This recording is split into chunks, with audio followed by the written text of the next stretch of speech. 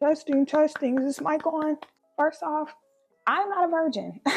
When I say I'm saving myself for my husband, what I mean is I'm not busting it open again until my future hubby proposes. For the last 13 months, I've been completely abstinent. I ain't even kissed nobody. I ain't even went on no dates. I don't even let men in my house because this is a house of the Lord. Now, I'm not going to lie. I was resistant at first. I just told God, I'm going to chill for like 6 months. But you know what God said? Surprise, surprise, surprise, surprise. Now, I'm going to be honest. How I got to this point of surrender was in a very unorthodox way. It was outside of the little box we put God in. So if you're not open-minded, you might not want to watch this. I was exposed to sex at a really early age. I was molested when I was 3. I was dry humping girls when I was 7. I was watching porn when I was in 6th grade.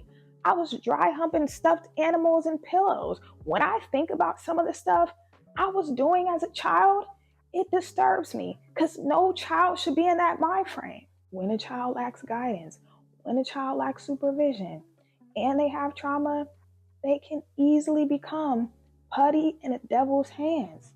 And the devil controlled me all throughout my life through the spirit of lust. All throughout my life, I used lust to try to get what I really wanted, which was love. But I didn't realize it. I just felt a false sense of closeness to each person I share my body with.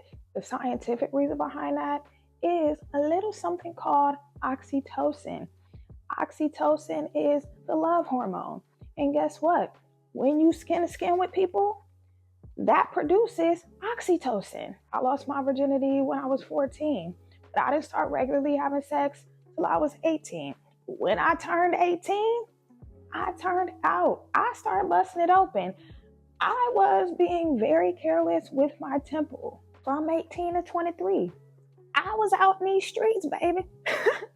I was busting it open. And guess what? I suffered the consequences. STD, abortion, feeling dirty, feeling used. From 23 to 29, I was in 2 committed relationships. Those were the only 2 men I had sexy time with. Then, once me and the last person split up back in October of 2022, I have been keeping myself to myself. That breakup forced me into an intense spiritual metamorphosis. First, I had to surrender to God. Then I started seeking God. Then I started obeying his voice. My plans were just to be abstinent for a little bit, just so I could heal and get close to God. But we make plans and God laughs. Once I did a lot of healing, I started to entertain the idea of dating again. And it freaked me out. I was like, oh Lord, this means I'm going to eventually have to have sex with somebody again. I'm going to have to let somebody in again. I'm scared, Lord. I want the next man I have sex with to be my husband. And literally, right after I said that, I heard a still voice say, then why don't you just wait until he proposes? And I said, huh?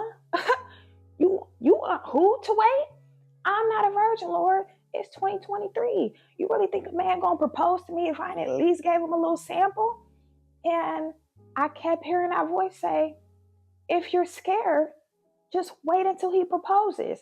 How can you be sure if the next man you have sex with is your husband unless you wait to have sex with him once he asks you to be his wife? I kept hearing his voice for weeks and I kept ignoring it. I was like, la, la, la, la, la, I can't hear you, God. But I was only thinking like that because I subconsciously didn't think I was enough without sex. Also, I forgot to mention, I had 2 dreams I got pregnant. One dream, I got pregnant by my ex, who I was terrified to get pregnant by in real life, the whole relationship. And I had a dream I was pregnant by the guy that I got pregnant by almost 10 years ago, where I had the abortion. And in the dream, I was like, no, how did this happen? I had an abortion. I haven't even had sex with this guy. Like, how did this happen? And I feel like God was asking me, have you learned your lesson?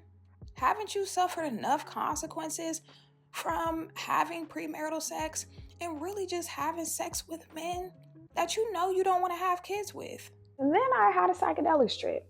And no, I'm not telling people to do psychedelics, but I have to share my truth. If you can't handle it, you should probably turn the video off. But I gotta be honest. And on this psychedelic trip, God made me remember in detail all the consequences I suffered from having premarital sex. Things I completely forgot about. He made me remember when I was in the abortion clinic and there was a woman screaming and crying. There was women laying on cots, holding their stomach. Like that, I completely forgot about that. I had buried that in my subconscious. He made me remember that shameful feeling I would feel the next morning, not knowing where I stood with this man that I just gave my body to. And it made me realize the pleasure wasn't worth the pain. In that moment, I finally realized how valuable I am because I started to see myself the way God has always seen me. I finally started to realize and understand on a spiritual level, I'm created in God's image and likeness. My body is a temple and I have to honor it if I honor God. So you know what, Lord?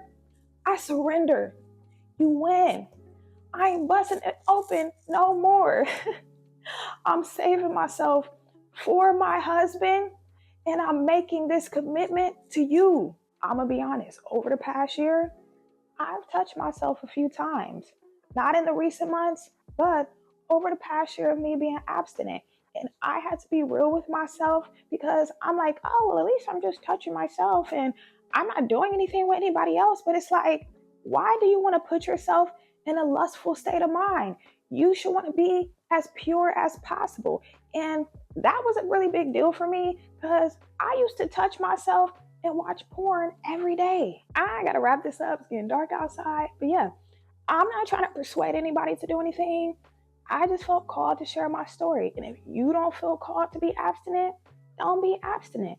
Only do what God calls you to do. He might call us to do different things.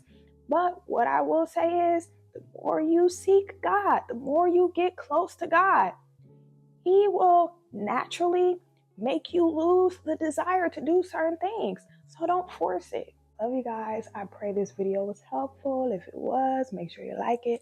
Make sure you're subscribed. And I'll see y'all soon. Bye.